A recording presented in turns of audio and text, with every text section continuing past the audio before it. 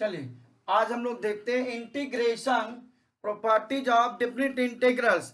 देखिए जिस प्रॉपर्टीज की चर्चा हम लोग करने जा रहे हैं ये सारे प्रॉपर्टीज ये क्लास 12 और कुछ क्लास 11th के बच्चों के लिए भी ये काम आएगा, जो फिजिक्स में खास करके इंटीग्रेशन से रिलेटेड ये डिफरेंट इंटीग्रल्स का बहुत काम आता है। तो चलिए पहला प्रॉपर्टीज हम लोग लेते हैं।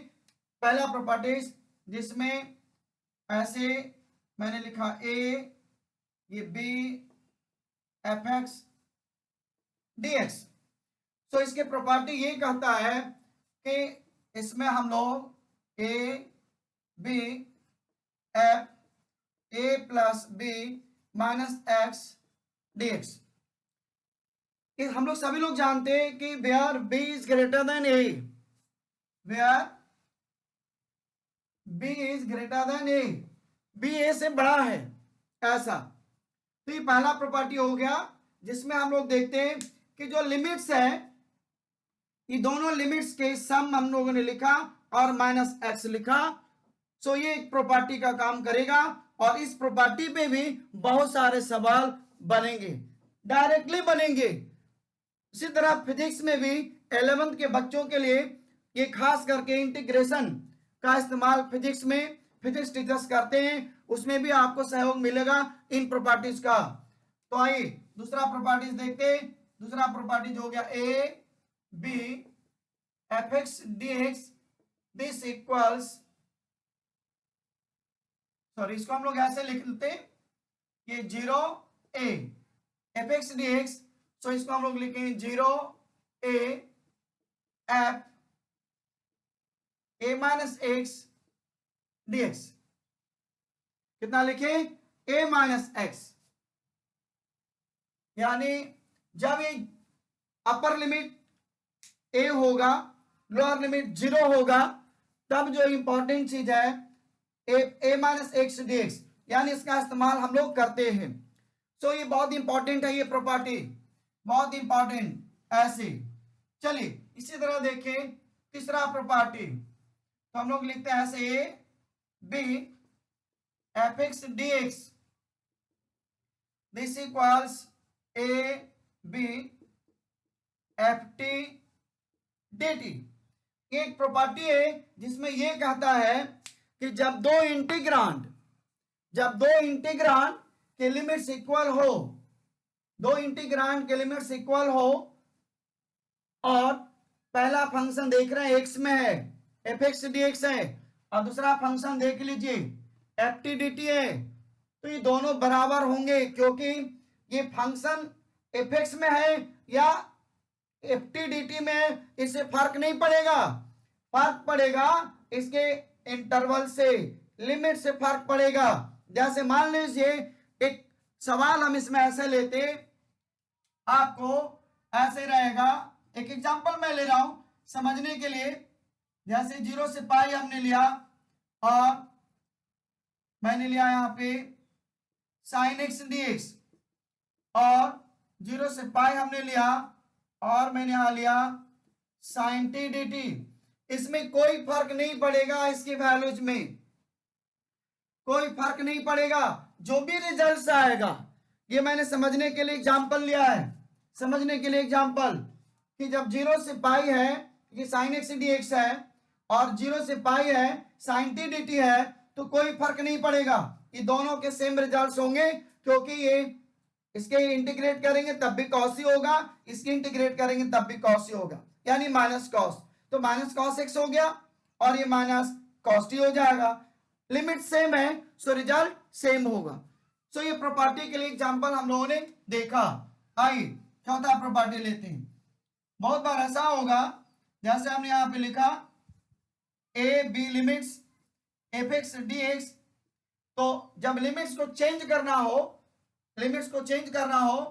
तो हम लोग बाहर में माइनस लगाते, ये बी हो जाता, ये हो जाता और ये हो जाता एफ एक्स डी एक्स। अब सवाल ये उठता है कि इसकी क्या इंपॉर्टेंस है, इस प्रॉपर्टी का क्या इंपॉर्टेंस है। तो देखिए क्यों ऐसा लिखा गया, डेफिनेट इंटीग्रल्स के कानून के हिसाब से, डेफिनेट इंटीग्रल्स के कानून के हिसाब से जो हम लोग लिखते हैं कि अपर लिमिट हमेशा लोअर लिमिट से ज्यादा होना चाहिए, upper limit is more than from lower limit.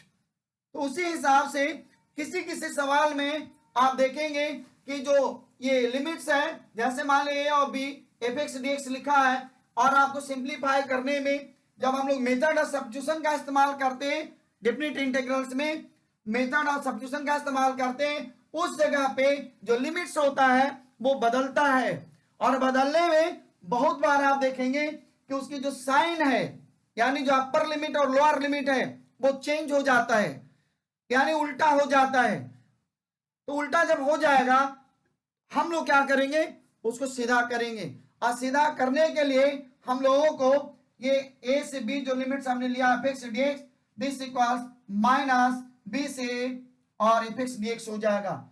ध्यान देना है इस बात को, यदि उल्टा करना है तो ये हम लोग इसको ऐसे, जैसे मान लीजिए आपका कोई सवाल ऐसे है, समझिएगा ऐसे है, अब ये मान लीजिए ये आ गया 1 और ये आ गया -1, और इस जगह मान लीजिए एफ एक्स डी एक्स है, तो इसको इंटीग्रेट हम लोग नहीं करेंगे, हम लोग इसको -1 से 1 करेंगे और ये माइनस हो जाएगा, और तब जो है इस तरह से ये होगा। ये हमने एग्जांपल लिया समझने के लिए। यदि ऐसा है या कैलकुलेट करने के बाद ऐसा आया, मेथड ऑफ सब्स्टिट्यूशन से जब हम लोग कैलकुलेट करते हैं, कैलकुलेट करने के बाद ऐसा आया, तो हम लोग क्या करते हैं, माइनस बाहर करके इसको सीधा कर देते हैं और तब उसको इंटीग्रेट करते हैं। तो इस तरह से इसका इस्तेमाल होता है प्रॉपर्टी नंबर 4। अब आगे देखिए प्रॉपर्टी नंबर 5। ऐसे 5 में हम लोग देखते हैं, ये a है, ये b है, ये हो गया एफ एक्स डी एक्स। तो हम लोग इसको खास करके ऐसे लिखेंगे, ये लोअर लिमिट a हो गया, ये हो गया c एफ एक्स प्लस, अब देखिए यहाँ f1, और इसके बाद हम लेते हैं यहाँ c, यहाँ b हो गया, ये हो गया f2 x D x. It mean इस प्रॉपर्टी को जो 5 लिखा हुआ है, इस प्रॉपर्टी को हम लोग दो तरह से एज सम ऑफ टू इंटीग्रांड्स लेते हैं, एज सम ऑफ टू इंटीग्रांड्स लेते हैं। क्यों लेते हैं, अब देखिए सम ऑफ टू इंटीग्रांड्स लेने का मतलब ये है कि कोई कोई फंक्शन ऐसा मिलेगा जिस फंक्शन में आपके पास जो इंटरवल्स दिया हुआ है उसके बीच का भी इंटरवल्स आएगा। तो कैसा फंक्शन होगा, हम लोग इसको बोलते हैं मॉडुलस फंक्शन। क्या बोलते हैं, मॉडुलस फंक्शन। जब कोई मॉडुलस फंक्शन होता है तब हम लोग उसमें इस तरह का इस्तेमाल करते हैं। जैसे अब एग्जांपल के लिए एक सवाल हम आपके लिए लेते हैं, जैसे मान लीजिए मैंने यहां पे लिया 1 और यहां मैंने लिया 3 और यहां मैंने लिया x माइनस 2 dx। अभी देख लीजिए मॉडुलस फंक्शन है, मॉडुलस फंक्शन, ये मैंने एग्जांपल लिया है। सो ये मॉडुलस फंक्शन है, इस मॉडुलस फंक्शन में हम लोग के पास एक और इंटरवल आएगा। कैसे आएगा, जैसे देखिए एक मोड x माइनस 2 है, इसके दो रिजल्ट हम लोग लिखेंगे, एक लिखेंगे x माइनस 2 ऐसे ग्रेटर देन इक्वल्स 0।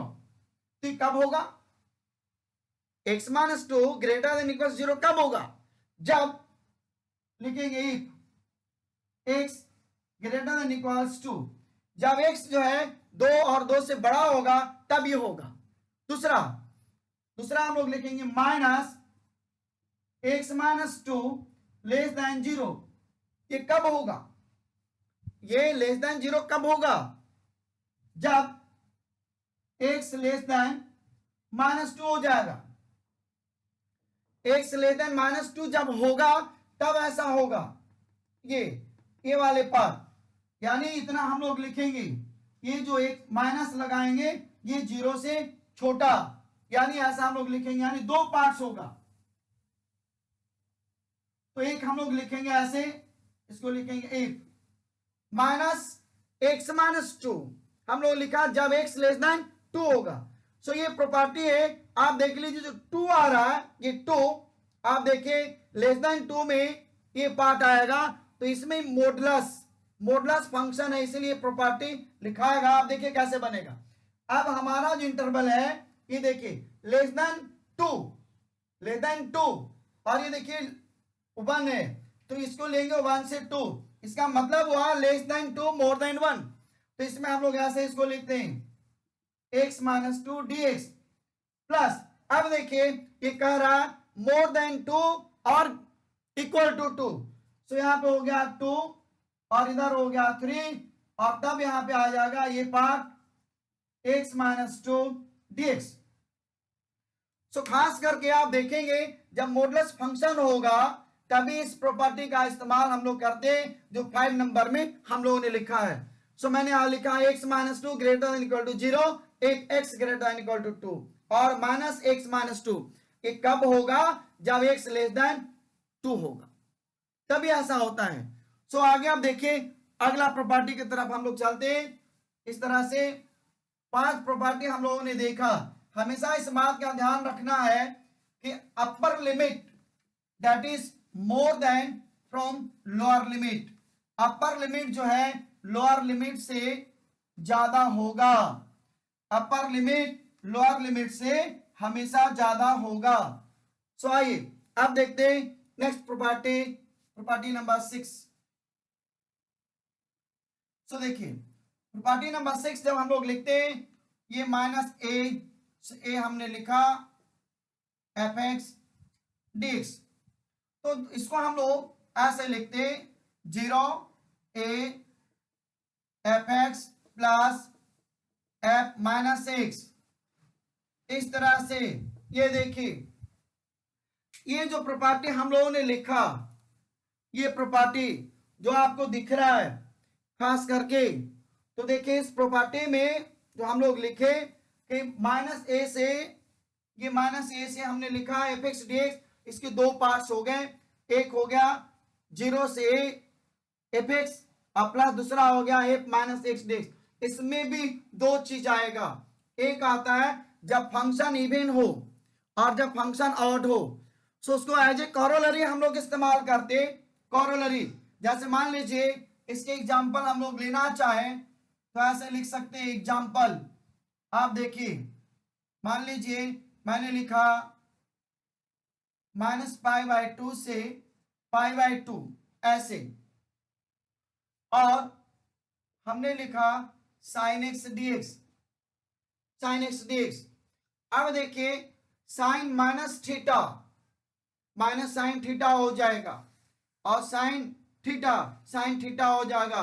यानी हम लोगों को चाहिए कि जो एफ एक्स है और एफ माइनस एक्स है, यानी इसको यदि सॉल्व किया जाए, इसको इंटीग्रेट आप करेंगे, इंटीग्रेट करेंगे तो इसको इंटीग्रेट करने में आपको साइन का माइनस कॉस हो जाएगा।